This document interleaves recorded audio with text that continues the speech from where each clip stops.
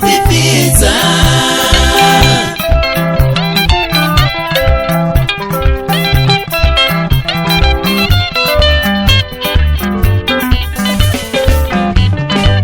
Kusaziva kuti ine nayo ndokwaya waya, varume kwandiri nhamo yaita mutorododo, vari kumatenga mandifuratira zvaita seiko.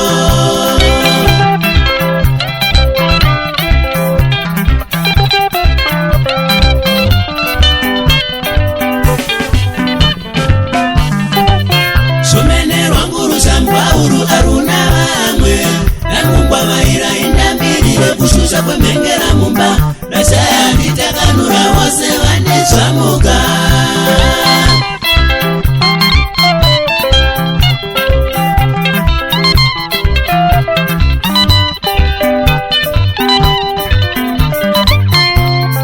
Manzishionere wega isu tinedzedo, varume kwandiri nhamo yaita mutorododo, kuhanditi kutsva kwendebvu tinotsimurana.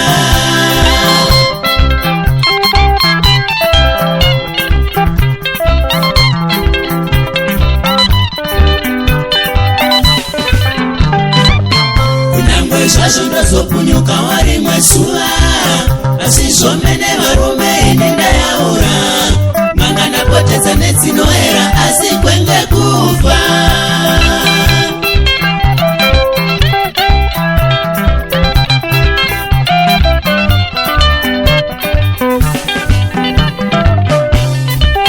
Kunyanya hamaitai zvenyumbuva ndenyu, asi dzangu makatiko ini ndichaitawo, dziwane kupunyuka muvumbu yandipa kuchema-chema.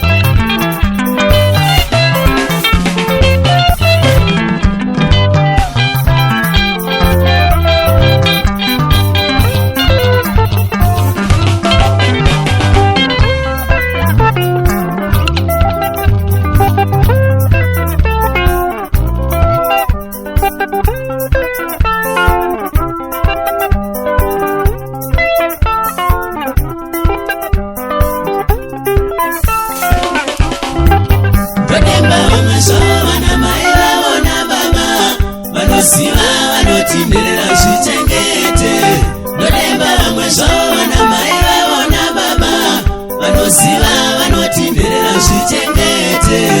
Kutaura kudai zvave chisemburo kwavari, regai ndidzipunyuke ndinyimbirike sevamwe.